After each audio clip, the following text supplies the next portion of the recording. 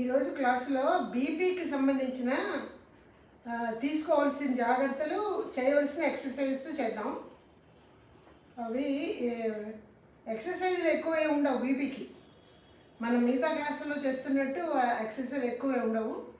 ఒక మూడు ఎక్సర్సైజులు ఉంటాయి. అవి ఎర్లీ మార్నింగ్ చేయవలసినవి ఒక 3, డైలీ లైఫ్లో చేయవలసినవి ఒక 2, మొత్తం 5 ఎక్సర్సైజులే ఉంటాయి. కానీ తీసుకోవాల్సిన జాగ్రత్తలు, చేయకూడని పనులు, ప్రికాషన్స్ అవి కొంచెం ఎక్కువగానే ఉంటాయి. ముందుగా ఎక్సర్సైజులు చేసి తర్వాత జాగ్రత్తల గురించి చెప్పుకుందాం.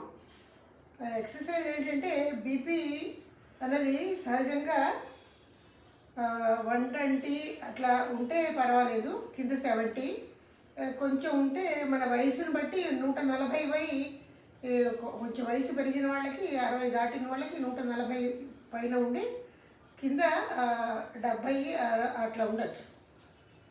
80 వరకు రీచ్ అవ్వకూడదు, అయితే కొంచెం ఉన్నట్టే. బీపీ వల్ల తీసుకోవాల్సిన జాగ్రత్తలు చాలా ఉంటాయి. ఎక్సర్సైజ్ ఏంటంటే బీపీ రావడానికి మన ముక్కు పక్కన ఉన్నటువంటి సైనస్ క్యావిటీస్లో నైట్రోజన్ ప్రొడక్షన్ సరిగ్గా ఉండాలంటారు. ఆ నైట్రోజన్ ప్రొడక్షన్ కనుక ఇన్బ్యాలెన్స్గా ఉంటే బీపీ రేజ్ అవుతూ ఉంటుంది. ఇంకా బాడీలో కొలెస్ట్రాల్ ఎక్కువ ఉన్నా కూడా బీపీ రేజ్ అవుతుంది. వంశపారంపర్యంగా పేరెంట్స్కి, గ్రాండ్ పేరెంట్స్కి బ్లడ్ ప్రెషర్ ఉన్నా కూడా బీపీ వస్తుంది. ఇంకా ఆహార నియమాలు అవి సరిగ్గా లేక, వ్యాయామాలు సరిగ్గా లేక, ఒబేసిటీ వల్ల కూడా బీపీ వస్తుంది. ఇది జనరల్గా నార్మల్ కంటే కొంచెం ఎక్కువగా ఉంటే ఇక్కడ ప్రొడక్షన్ ఎక్కువ అవడానికి, నైట్రోజన్ ప్రొడక్షన్ ఎక్కువ అవడానికి చిన్నగా చేయమంటారు. ఇది పెద్దగా కష్టపడవలసిందేం కాదు. ఒక టర్కీ నాప్కిన్ టవల్ లాంటిది ఇలా చేతిలోకి తీసుకుని మనం ఇలా ఏదైనా కుడి చేయి అయినా పర్వాలేదు, ఎడం చేయి అయినా పర్వాలేదు, ఇలా కొంచెం బిగించి స్క్వీజ్ చేయాలి. స్క్వీజ్ చేసి అట్లా ఒళ్ళో పెట్టుకుని సైలెంట్గా ఉండాలి. ఒక 10 మినిట్స్, అంటే 5 to 10 మినిట్స్ ఉంటే చాలు. అట్లా ఉన్నప్పుడు ఏం చేయాలంటే సైమల్టేనియస్గా చేయాలి ఉండగానే డీప్ బ్రీత్ తీసుకుని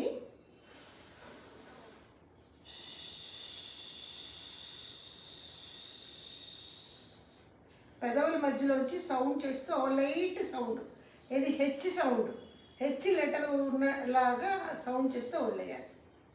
అలా ఒక 10 టైమ్స్ చేయాలి. ఇది స్క్వీజ్ చేయాలి. గాలి తీసుకుని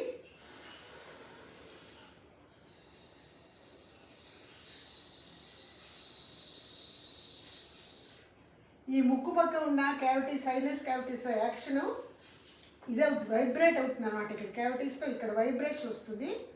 దానివల్ల మనకి బీపీ హై అంటే ఉండవలసిన దానికంటే కొంచెం ఎక్కువగా ఉన్నటువంటి బీపీ కంట్రోల్ అవుతుంది, కంట్రోల్లోకి వస్తుంది.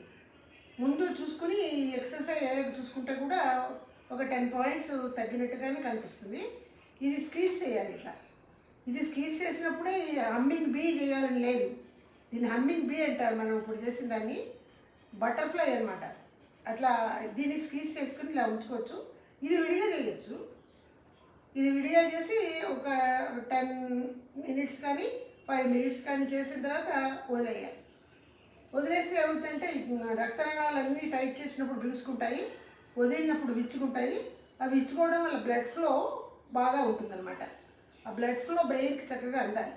అట్లా అందకుండా మనకి కొలెస్ట్రాల్ లాంటి మెటీరియల్ రక్తనాళాలు ఇరుక్కుని ఆ దారి పల్చర్ అయిపోయి అక్కడ ఫ్లో సరిగ్గా లేక బీపీ పెరుగుతుందన్నమాట. అంటే ఇలా న్యాచురల్గా కొంతవరకు తగ్గించుకోవచ్చు, సహజంగా అనమాట. దీనిలో గట్టిగా బిగించడం, వాళ్ళు పట్టుకోవడం, ఒక 10 సెకండ్స్, 20 సెకండ్స్, 30 సెకండ్స్ రిలాక్స్డ్గా ఇలా ఊళ్ళో పెట్టుకుని హమ్మింగ్ బీ చేయొచ్చు. హమ్మింగ్ బీ అంటే గాలి తీసుకోవడం,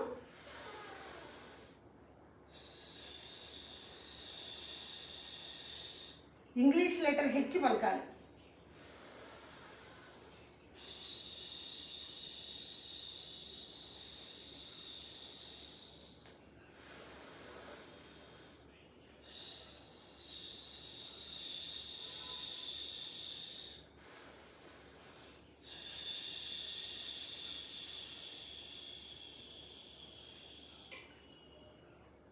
ఇది టైట్గా ఇలా ఉంచాలన్నమాట. స్క్వీజ్ చేయడం, పిండాలి, బట్టలు పిండినట్టుగా ఈ టవల్ని పిండాలి. అలా ఉంచి రిలీజ్ చేసేయడం. అలా ఒక 5 టైమ్స్ వేస్తే చాలు, 5 to 10 టైమ్స్. హమ్మింగ్ బీ కూడా 5 to 10 టైమ్స్. ఇది మామూలుగా నార్మల్గా బీపీ కొద్దిగా పెరిగిన వాళ్ళకి అనమాట. బీపీ కనుక హై బీపీ అంటే 180 పైన ఉండి కింద 90, 100 అలా కూడా పెరుగుతుంది ఒక్కోసారి. దాన్ని హై బీపీ అంటారు. ఇప్పుడు మనం చెప్పిన 2 మామూలు మీడియంగా బ్లడ్ ప్రెషర్ ఉన్నవాళ్ళు చేసుకుంటే, అలా ఒక గంట కనుక ప్రాక్టీస్ చేస్తే, ఒకేసారి గంట అక్కర్లేదు, రోజు మొత్తంలో 4 మాటలు, 5 మాటలు, 6 మాటలు పొద్దు నుంచి సాయంత్రం వరకు ఈ 2 ప్రాక్టీసులు, towel practice, humming bee, H లెటర్తో అలా చేస్తే బీపీ కంట్రోల్లోకి వచ్చినట్టే కనిపిస్తుంది మనకి క్యాలిక్యులేషన్స్లో, మీటర్లో.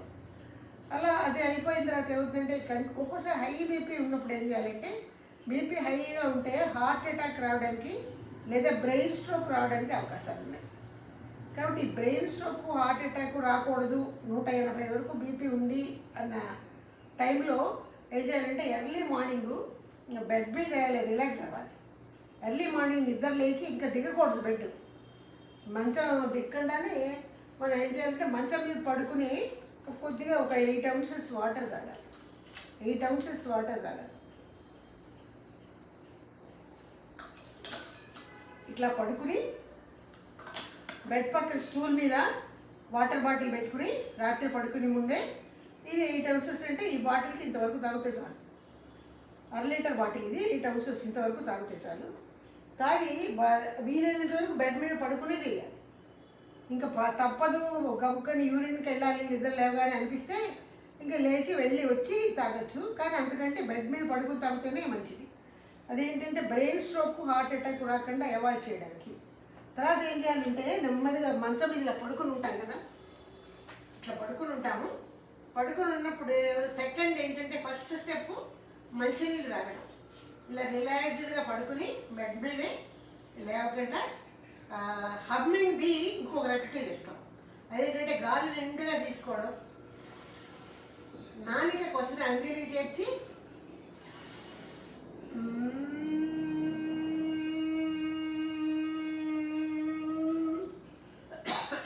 ఇట్లా వదలాలి. మా లెటర్ ఇది, ఇంగ్లీష్ లెటర్లో మా ఉంటుంది చూసారా, అది తెలుగులో కూడా మా. అట్లా 10 టైమ్స్ వేయాలి. గాలి తీసుకుని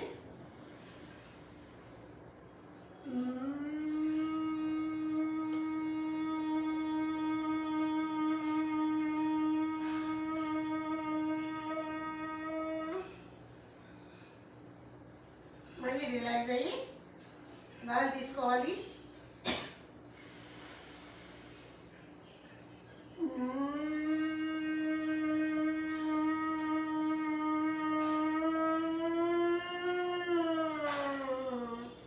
అలా సౌండ్ పెంచి కూడా చేయొచ్చు, చేయలేకపోతే మామూలుగా చేయొచ్చు. 10 టైమ్స్ చేయాలి. 3 టైమ్స్ చేసాము.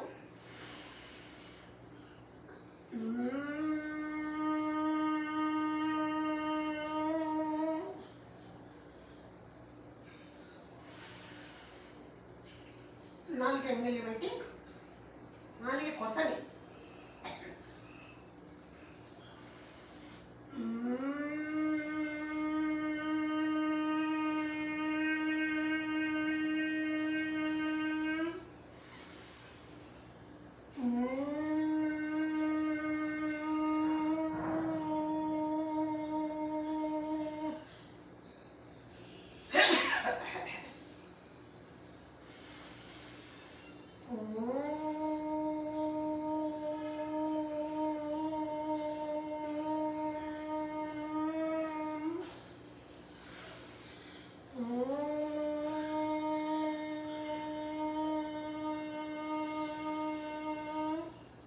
ఇట్లా చేయడం వల్ల ఏమవుతుందంటే, ఈ సైనస్ క్యావిటీలో balance of the nitrogen gas వస్తుంది.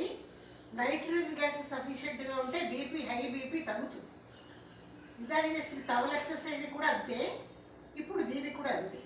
ఇట్లా 10 to 15 టైమ్స్ చేసి తర్వాత స్టెప్లో పాదాలని, వేళ్ళని అట్లా బెడ్ అంచులకి, పరుపు అంచులకి నెట్టి 1 సెకండ్ నుండి సెంటర్కి వచ్చి మళ్ళీ కొద్దిగా మన వైపుగా బెండ్ చేయాలి. పరవైపుగా బెండ్ చేయాలి. ఒకటి ఇట్లా డౌన్కి అన్నమాట. బెడ్ అంచులు ఉంటాయి కదా, అటువైపు నొక్కి వేళ్ళని, పాదాల వేళ్ళని 1 సెకండ్ నుండి సెంటర్కి తీసుకొచ్చి మన వైపుగా బెండ్ చేయాలి. 2 అయినాయి, 10 టైమ్స్ చేయాలి. 1 సెకండ్ గ్యాప్, 1 సెకండ్ గ్యాప్.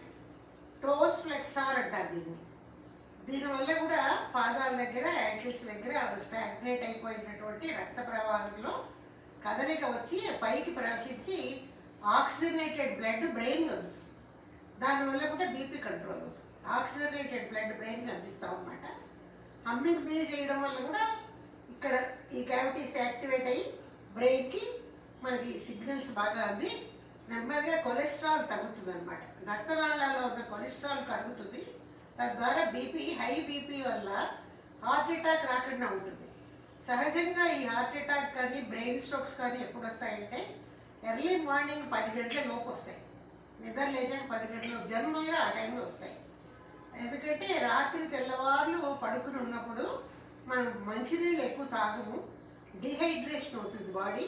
ఆ డీహైడ్రేషన్ వల్ల స్ట్రోక్ రావడానికి బీపీ ఉన్న వాళ్ళకి అవకాశం ఉంది అన్నమాట. బీపీ ఉన్నవాళ్ళు హై బీపీ, అందుకని ముందుగా మంచినీళ్ళు తాగమంటాడు. లేవగానే మంచినీళ్ళు తాగడం అయిపోయిన తర్వాత హమ్మింగ్ బ్రీత్ చేయమంటాడు, ఈ సైనస్ క్యావిటీస్ యాక్టివేషన్ కోసం. అది అయిపోయిన తర్వాత టోస్ ఫ్లెక్సార్ చేయమంటాడు. ఆక్సిజనేటెడ్ బ్లడ్ పాదాల దగ్గర నుంచి కదిలి పైకి ప్రవహించి బ్రెయిన్కి అందాలన్నమాట. అప్పుడు బ్రెయిన్కి ఆక్సిజనేటెడ్ బ్లడ్ సరిగ్గా అందితే స్ట్రోక్ రావడానికి అవకాశం లేదు, హై బీపీ ఉన్నా. అది ఇలా చేసి 10 టైమ్స్ టోస్ ఫ్లెక్సార్ చేసి రిలాక్స్ అయిపోవాలి. రిలాక్స్ అయిన వెంటనే లేవకూడదు.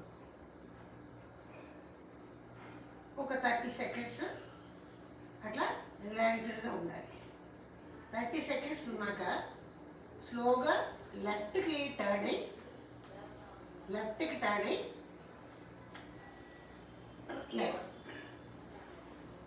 లేచిన తర్వాత వెంటనే బెడ్ దిగి కిందకి రాకూడదు. వెంటనే మనం మంచం దిగి కిందకి రాకూడదు. అలా ఉండాలి. కొంచెంసేపు మంచం అంచు మీద అట్లా కొంచెంసేపు ఉండాలి. కొంచెంసేపు ఉండి స్లోగా దిగి బయటకు వచ్చేయచ్చు అన్నమాట. ఈ రకంగా రెండో రకం ఎక్సర్సైజ్ చేయాలి.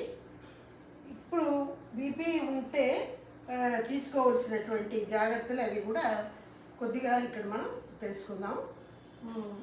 ఈ ఎక్సర్సైజ్ తక్కువే. మొదట్లో ఒక 2 చేసాము, తర్వాత ఏం చేసాము, 3 పడుకుని 3 రకాలు చేసాం. ఇప్పుడు కొంచెం తీసుకోవాల్సినటువంటి ప్రికాషన్స్ అవి కూడా తెలుసుకుందాం. అవి ఎట్లా ఉంటాయంటే, ఇక్కడ ఏం చెప్తున్నారు, టోస్ ఫ్లెక్సార్ అంటే పడుకుని కాళ్ళు ఇలా పెట్టి ఇలా చేసి టోస్ ఫ్లెక్సార్ చేయడం అయిపోయిన తర్వాత మంచం అంచు మీద అలా కూర్చుని 30 సెకండ్స్ ఉండమంటున్నారు. మంచం అంచు మీద కూర్చున్న తర్వాత నెమ్మదిగా లేవమంటున్నారు.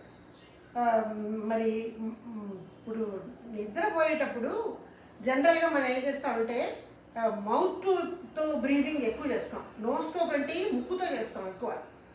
ముక్కుతో బ్రీదింగ్ ఆపేసేసి నోటితో చేస్తాం. ఆ మౌత్ బ్రీదింగ్ వల్ల కూడా మనకి డీహైడ్రేషన్ వస్తుంది, పొడారిపోతుంది నోరు. ఆ డీహైడ్రేషన్ రావడం వల్ల ఏమవుతుంది, మనకి అలా హార్ట్ స్ట్రోక్ రావడానికి అవకాశం ఉంటుంది హై బీపీ ఉన్నప్పుడు. అందుకనే మనం ముందు లేవగానే 8 ounces నీళ్ళు తాగమంటారు. మౌత్తో నోటితో గాలి పీల్చుకోకుండా నిద్రపోవడానికి ప్రయత్నం చేయాలి. ఒకవేళ చేత కాకపోతే ఈయన చెప్తున్నారు చిన్న ప్లాస్టర్స్ ఉంటాయి చూసారా, అలాంటి ప్లాస్టర్ ఏమైనా లిప్స్కి వేసేసి పడుకోమంటారు ఆయన.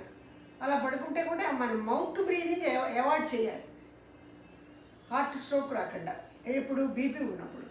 పోతే ఇంకా మిగతా కొన్ని జాగ్రత్తలు చెప్తారు, అవి ఆహారంలో మనం పాటించవలసిన నియమాలు అట్లాంటివి అనమాట. ఏం చెప్తున్నారు, cutout added sugar and salt అంటే ఆహారంలో ఉప్పును తగ్గించమంటున్నారు. అసలు పూర్తిగా ఆపేయమంటలేదు, ఉప్పు తగ్గించమంటున్నారు. ఇంకా ఏం చెప్తున్నాడు, షుగర్ కూడా, తీపి పదార్థాలు కూడా ఎక్కువ తీసుకోవద్దు, తగ్గించమంటున్నారు. పూర్తిగా మానమని ఏమంటలేదు, మితంగా తీసుకుని తగ్గించమంటున్నాడు. తర్వాత ఈ పాస్తా లాంటిది, బ్రెడ్ లాంటిది, ఫ్రూట్ జ్యూసెస్ ఇవి తీసుకోవద్దు అంటున్నారు. పాస్తా అనేది మన ఇండియాలో ఎక్కువ వాడము, అమెరికన్స్ పిల్లలు వాడతారు. ఆ పాస్తా తినొద్దు అంటారు. బ్రెడ్ కూడా తీసుకోవద్దు అంటున్నారు బ్రేక్ఫాస్ట్కి. ఫ్రూట్స్ తీసుకోండి కానీ ఫ్రూట్ జ్యూసెస్ కూడా తీసుకోవద్దు అంటున్నారు. వైట్ రైస్ తగ్గించమంటున్నారు. వైట్ రైస్ తగ్గించి బ్రౌన్ రైస్ తీసుకోమంటున్నారు. వైట్ రైస్ తగ్గించాలి, దాని బదులు బ్రౌన్ రైస్ పెంచాలి. వైట్ షుగర్ తగ్గించాలి. షుగర్లో కూడా బ్రౌన్ కలర్ ఉన్న షుగర్ సప్లై అవుతుంది బయట మార్కెట్లో. ఆ బ్రౌన్ కలర్లో ఉన్న షుగర్ అంటే పాలిష్ లేకుండా ఉన్న షుగర్, అది కొంచెం బెటరే. వైట్ రైస్ ఆపేయమంటున్నాడు. వైట్ సాల్ట్ ఆపేయమంటున్నాడు. వైట్ సాల్ట్ ఆపేసి పింక్ సాల్ట్ అని వస్తుంది మార్కెట్లో, అది తీసుకోమంటున్నారు బీపీ ఉన్నవాడిని. కార్బోహైడ్రేట్స్ అంటే మన బియ్యం అన్నమాట. ఎక్కువగా కార్బోహైడ్రేట్స్ బియ్యంలో ఉంటాయి, అట్లా పొటాటోలో ఉంటాయి. అట్లా కార్బోహైడ్రేట్స్ ఎక్కువగా ఉన్న వాటిని తగ్గించేసేసి బ్రౌన్ రైస్, వీలైతే మిల్లెట్స్ తీసుకోమంటున్నాడు. మిల్లెట్స్ తీసుకుంటే పడకపోతే ఏం చేయొచ్చు అంటే బ్రౌన్ రైస్ తగ్గించి తినమంటారు. పూర్తిగా మానవని అంటలేదు, తగ్గించి తిని మితంగా తీసుకుని, మనం తక్కువ తీసుకున్నప్పుడు ఆకలి తీరకపోతే ఆ రెస్ట్ కొద్దిగా రాగి పిండి కానీ రాగి రవ్వ కానీ అట్లా, తర్వాత అయితే జొన్న రవ్వ కానీ జొన్న పిండితో దోశ కానీ అట్లాంటివి అంటే రైస్తో కలిపే రైస్ తినండి. ఒక గంట తర్వాత అరగంట తర్వాత మళ్ళీ కొద్దిగా మీకు ఇష్టమైన, మీకు రైస్ పడదు, తొందరగా కార్బోహైడ్రేట్స్ ఎక్కువ ఉంటే మంచిది కాదు అనుకున్నప్పుడు ఈ కొద్దిగా మిల్లెట్స్ని యాడ్ చేయమంటున్నాడు రైస్తో పాటు. రైస్తో అంటే మీ లంచ్తో రోజు కాకపోయినా ఒక రోజు 4 రోజులు వైట్ రైస్ బ్రౌన్ రైస్ తిన్నా, ఒక 2 రోజులు మిల్లెట్ డైట్ అనమాట. మిల్లెట్స్ ఎక్కువగా రాగులు జొన్నలు చాలు, అంత గట్టిగా ఉండి అరగవు కొర్రలు అన్న వాటి జోలికి వెళ్ళక్కర్లేదు అని చెప్తున్నారు అనమాట. తర్వాత మౌత్ బ్రీదింగ్ ఆపేయమంటున్నాడు. మూతి లిప్స్కి ప్లాస్టర్ ఏమైనా వేసుకుని పడుకోవడం బెటర్ అంటున్నాడు. అన్నిటికంటే ముఖ్యమైనది ఏంటంటే బీపీ ఉన్నవాళ్ళు ఎప్పుడు కూడా లెఫ్ట్ సైడ్కి తిరిగి పడుకోమంటున్నారు. వెల్లికిలా కానీ రైట్ సైడ్ కానీ పడుకోకూడదు. వెల్లికిలా పడుకోవడం వల్ల గ్రావిటేషనల్ ఫోర్స్కి బాడీ ఆకర్షించబడుతుంది. ఆ ప్రెషర్కి బీపీ రైజ్ అవ్వచ్చు. ఆ రైజ్ అయిన బీపీ వల్ల హార్ట్ అటాక్ రావచ్చు నిద్ర లేచి కూర్చోగానే. కాబట్టి త్రూఅవుట్ నైట్ 8 hours స్లీప్ అవసరం కదా, అప్పుడు లెఫ్ట్కి తిరిగి పడుకోవడం బెటర్ అంటున్నారు. తర్వాత మీరు మీ ఆహారంలో హైబిస్కస్ టీ తాగమంటున్నాడు. హైబిస్కస్ టీ అంటే మందార ఆకులతో టీ, మార్కెట్లో మనకి ఆన్లైన్లో దొరుకుతున్నాయి ప్యాకెట్లు, మందార టీ ప్యాకెట్లు దొరుకుతున్నాయి. వేడి నీళ్ళల్లో ఒక ప్యాకెట్ వేసేసుకుని సాయంత్రం పూట మందార ఆకులు టీ తాగమంటున్నాడు. రాత్రిపూట డిన్నరు 6 PM లోపలే చేయాలట. కార్బోహైడ్రేట్స్ ఉండకూడదు అందులో. అంటే మధ్యాహ్నం అది రైస్ తినచ్చు, కానీ రాత్రి తిని భోజనం 6 గంటలకు పెందరాళ్ళే తిని కార్బోహైడ్రేట్స్ తగ్గించేయమంటున్నాడు. కార్బోహైడ్రేట్స్ తప్పించి అంటే ఇడ్లీ దోశ రైస్ వీటన్నిటిలో కార్బోహైడ్రేట్స్ ఉంటాయి, చపాతీలు కూడా ఉంటాయి. ఎక్కువ సలాడ్స్ బెటర్ అంటారు వాళ్ళు, మనం ఉండగలిగితే రాత్రిపూట అనమాట. తర్వాత కంపల్సరీగా 8 hours స్లీప్ ఉండాలి. నిద్ర అనేది 8 hours ఉండాలి. మరి భోజనంలో పాస్తా తినద్దు, కానీ టొమాటోసు పొటాటోసు బనానా ఇవి మొలకెత్తిన గింజలతో పాటు మార్నింగ్ బ్రేక్ఫాస్ట్లో తీసుకోమంటున్నారు. అంటే బాయిల్డ్ పొటాటో ముక్కలు, అట్లాగే అంటే పచ్చి పొటాటో ముక్కలు తినకూడదు, మళ్ళీ బాయిల్డ్ అనమాట. టొమాటా పచ్చిదైనా తినచ్చు. బనానా తప్పకుండా పొటాషియం ఉంటుంది కాబట్టి బీపీ ఉన్నవాళ్ళు తినాలి. షుగర్ ఉంది మనం తినము అని అనుకోక్కర్లేదు. న్యాచురల్గా పండించిన బనానాస్ చిన్న ఉంటాయి, హైబ్రిడ్ కాకుండా అవి తినమంటున్నారు. మీకు అవైలబుల్ అయితే ఎవగాడో ఫ్రూట్ కూడా తినమంటున్నాడు బ్రేక్ఫాస్ట్లో ఇవి తినేయచ్చు. ఫ్రూట్స్ డైరెక్ట్గా తినకూడదు ఎంటీ స్టమక్ మీద. ఫ్రూట్స్ తినే ముందు నానబెట్టిన వేరుశనగ గింజలు కానీ, నానబెట్టిన పంప్కిన్ సీడ్స్ కానీ, నానబెట్టిన బాదం పప్పులు కానీ 5 చొప్పున నానబెట్టుకుని నానబెట్టిన సీడ్స్ తినేసి, అవి తిన్న ఒక 10 minutes తర్వాత మీరు ఇంకా మీ బ్రేక్ఫాస్ట్ మీకు ఏది ఇష్టం అయితే అది తినచ్చు. ఆ రకంగా తినమంటున్నారు. వీలైనంత వరకు ఫ్రూట్స్ తీసుకుంటే మంచిదని చెప్తున్నారు. తర్వాత బీపీ ఎక్కువగా ఉన్నప్పుడు పిక్కల్లో క్రాంప్స్ వస్తాయి. నిద్రపోతున్నప్పుడు పిక్కలు పట్టుకుపోతూ ఉంటాయి, వాటిని క్రాంప్స్ అంటారు. ఈ క్రాంప్స్ ఉన్నప్పుడు అవి తగ్గించుకోవడానిక ఫిష్ ఆయిల్ అనమాట, అంటే నాన్ వెజ్ తీసుకోవాల్సి వస్తుంది. B12 కోసం. అది అయితే ఎక్కువగా ఈ మెట్ఫార్మిన్ మందులు వాడుతున్న వాళ్ళకి B12 తగ్గిపోతుంది. B12 తీసుకోవడం కోసం మనం ఆహారంలో అది రావాలంటే నాన్ వెజ్ తినాలి. నాన్ వెజ్ తిని అలవాటు లేని వాళ్ళకి బెటర్ ఏంటంటే క్రాంప్స్ అంటే కొయ్యకండలు అంటే పిక్కలు పట్టుకుపోతూ ఉంటాయి నిద్దట్లో. అది బీపీ వల్ల కూడా రావచ్చు. దానికి ఫిష్ ఆయిల్ అని క్యాప్సూల్స్ అమ్ముతారు మార్కెట్లో. అవి తెచ్చుకుని రోజుకొకటి వేసుకోమంటున్నాడు. తర్వాత నట్స్, ఒమేగా 3 ఉన్నటువంటి నట్స్, బాదం పప్పులు అవి నానబెట్టుకుని తినమని చెప్తున్నారు. మార్నింగ్ వాక్ 8 గంటల లోపే 30 మినిట్స్ చేయమంటున్నారు. 30 మినిట్స్ మార్నింగ్ వాక్ చేయాలి. మార్నింగే చేయాలి 8 గంటల లోపే, ఒక అరగంట వరకు. అంత ఎక్కువగా ఓల్డ్ ఏజ్ వచ్చి నడవలేము అనుకుంటే విత్ ఇన్ మన హౌస్, మన ఇంట్లోపలే ఏదైనా ఒక చోట చూసుకుని వాకర్ పట్టుకునో, అదే మన వీలుని బట్టి, మన ఏజ్ని బట్టి, మన కంప్లైంట్ని బట్టి నడవచ్చుకొని. మీకు వీలైతే స్విమ్మింగు, సైక్లింగు అలాంటివి కూడా మంచివే. స్విమ్మింగ్ చేయొచ్చు చేత అయితే. లేకపోతే వెయిట్ లిఫ్టింగ్ అంటారు. 1 kg 1/2 kg డంబుల్స్ ఏదైనా చేతితో పట్టుకుని నెమ్మదిగా వెయిట్ లిఫ్టింగ్ కూడా అది వీలైనదే చేయాలి.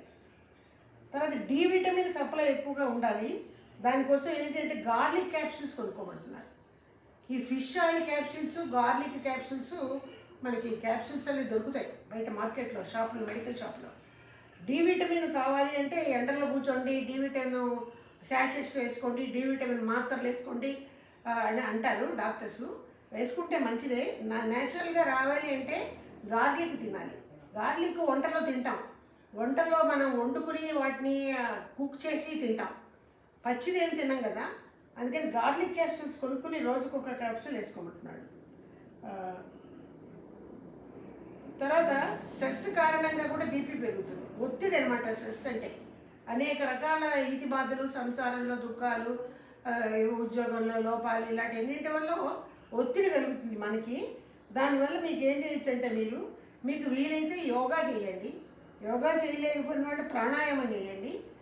ప్రాణాయామం చేయలేని వాళ్ళు మెడిటేషన్ అయినా చేయండి. 20 మినిట్స్ చేయాలి పర్ డే. అది చేస్తే స్ట్రెస్ తగ్గుతుంది. స్ట్రెస్ తగ్గడంతో బీపీ కూడా తగ్గుతుంది. తర్వాత బీట్రూట్ జ్యూస్ తాగమంటున్నారు. ఫ్రూట్ జ్యూసెస్ తాగొద్దన్నారు కానీ వెజిటబుల్ జ్యూసెస్ తాగొచ్చు. ఫ్రూట్ జ్యూసెస్ తాగితే మంచిది కాదు డయాబెటిక్ వాళ్ళకి కానీ ఎవరికైనా. ఊరికే ఈ కోకోకోలా, థమ్స్అప్ ఇవన్నీ మార్కెట్లో అమ్ముతున్నారు. వాటిని కంప్లీట్గా అవాయిడ్ చేసేసి బీట్రూట్ జ్యూసు అది కూడా నైట్ పడుకునే ముందు లేదా ఈవినింగ్ తీసుకోమంటున్నాడు. తర్వాత ముఖ్యమైనది ఏంటంటే డయాఫ్రమాటిక్ బ్రీదింగ్. డయాఫ్రమాటిక్ బ్రీదింగ్ అంటే పడుకుని, అది ఇందాక నేను చూపించలేదు, పడుకుని అది కూడా చేయాలి.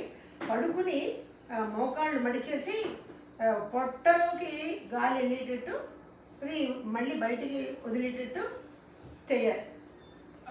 అది చేయాలన్నమాట. డయాఫ్రమాటిక్ బ్రీదింగ్ చేయాలి.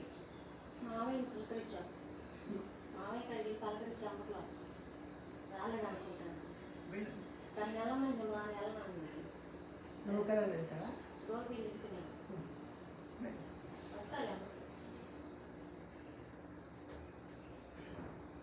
అంతేనమ్మా, దాదాపుగా అయిపోయినట్టే, ఇంకేం లేదు. ఈ జాగ్రత్తలు ఎక్కువ ఉన్నాయి. మనం చేసిన ఎక్సర్సైజుల కంటే జాగ్రత్తలు ఎక్కువ కనపడుతున్నాయి బీపీకి. మన భోజన వాటిల్లో ఆలివ్ ఆయిల్ వాడమంటున్నాడు వంటకి. వర్జిన్ ఆలివ్ ఆయిల్ అంటే ఆలివ్ ఆయిల్ గింజలు యాజ్ ఇట్ ఈజ్ నొక్కి క్రష్ చేసి, స్టోన్ క్రష్ చేసి అది ఆయిల్ ఇస్తారు. అది బెటరు. మామూలు వర్జిన్ కాకపోతే అది వేయించి బాయిల్ చేసి తీస్తారు. ఆ ఆయిల్ వద్దు, మామూలు వర్జిన్ ఆయిల్ వాడమంటాడు. వర్జిన్ ఆయిల్ నువ్వుల నూనె అట్లాంటిది వాడచ్చు. రిఫైన్డ్ ఆయిల్స్ కంప్లీట్గా ఆపేయమంటున్నాడు వంటల్లో కానీ విడిగా కానీ. తర్వాత నెయ్యి కూడా మంచిదని చెప్తున్నాడు. బట్టర్ అన్నమాట, బట్టర్ అండ్ ఘీ. బట్టర్ ఘీ వాడచ్చు మీరు కుకింగ్కి కానీ దేనికైనా. ఆలివ్ ఆయిల్, బట్టరు అండ్ ఘీ. ఎట్లాంటి బట్టర్ ఘీ వాడాలి? గ్రాస్ ఫెడ్ అంటే నాటు ఆవులు అనమాట. గడ్డి మేతనే ఆహారంగా తీసుకున్నవి. నాటు ఆవుల యొక్క పాల మీద తయారు చేసినటువంటి నెయ్యి కానీ, మీగడ కానీ, వెన్న కానీ, అది కుకింగ్కి వాడచ్చు, అది కూడా లిమిటెడ్గా వాడాలన్నమాట. తర్వాత ఇంకోటి ఏంటంటే ముఖ్యమైనది, రాత్రి నిద్రకు ముందు, రాత్రి మంచం మీకు వెళ్ళి నిద్రపోవడానికి ముందు 140 degrees టెంపరేచర్ ఉన్న హాట్ వాటర్తో స్నానం చేయమంటున్నారు. హాట్ వాటర్తో స్నానం చేసి వెంటనే బెడ్ దగ్గరికి వెళ్ళి నిద్రపోవాలన్నమాట. అంటే లూక్ వామ్ వాటర్, పెద్ద ఎక్కువ వేడి నీళ్ళు కాదు, అది చేయమంటాడు. అంతే. అంతవరకు కొన్ని జాగ్రత్తలు, కొన్ని ఆహార నియమాలు చెప్పి ఒక 5 ఎక్సర్సైజులు చెప్పారు. 2 ఎక్సర్సైజులు టవల్ స్క్వీజింగ్ అనమాట. టవల్ చేతిలో పట్టుకుని స్క్వీజ్ చేయడము, హెచ్తో హమ్మింగ్ బీ చేయడం, హెచ్ లెటర్తో. అవి 2 డైలీ బీపీ, మామూలు బీపీ వాళ్ళు చేయాలి. హై బీపీ ఉన్నవాళ్ళు ఫ్లాట్గా పడుకుని ఇది ఇప్పుడు మనం చేసినటువంటి ముందుగా మంచినీళ్ళు తాగడం, నిద్ర లేవగానే ఎర్లీ మార్నింగ్, తర్వాత ఎం లెటర్తో హమ్మింగ్ బీ చేయడం, తర్వాత టోస్ ఫ్లెక్సార్ చేయడం. అప్పుడు మంచం మీద లేచి కూర్చుని ఎడ్జ్కి వచ్చి 30 seconds ఆగి అప్పుడు లేవాలి. ఈ లేచేలోపు డయాఫ్రమేటిక్ బ్రీదింగ్ కూడా చాలా ఇంపార్టెంట్. అది ఇందాక నేను చూపలేదు. డయాఫ్రమేటిక్ బ్రీదింగ్ అంటే ఇలా కాళ్ళు పడిచి ఈ పొట్టకి మీద, ఈ బొడ్డు కింద పొట్ట దగ్గర ఒక చేయి పెట్టి, చెస్ట్ మీద ఒక చేయి పెట్టి అరిచి గాలి తీసుకోవటం, గాలి అంతా పొట్టలో వెళ్ళాలి. పొట్ట ఎత్తుగా ఇట్లా రావాలి. ఒక 3 seconds, 4 seconds, 5 seconds ఉండి స్లోగా గాలి వదిలేస్తూ పొట్ట తీసుకెళ్ళి వెన్నుముక వైపు నొక్కాలి. పొట్ట వెళ్ళి వీపుకు తగలాలన్నమాట. అట్లా స్లోగా చేయాలి. ఇక్కడ వెళ్ళకూడదు, ఊపిరితిత్తుల్లోకి వెళ్ళకూడదు. గాలి వెళ్ళినా కూడా కొంచెం వెళుతుంది, ఎక్కువ పొట్టలోకి వెళ్ళాలి. దాన్ని అబ్డమినల్ బ్రీదింగ్ అంటారు. ఇంకా ఏమంటారు దీన్ని, యోగిక్ బ్రీదింగ్ అని కూడా అంటారు. యోగులు ఇట్లా బ్రీదింగ్ చేస్తారు వాళ్ళు. 1 2 3 4 5 6 7 8 9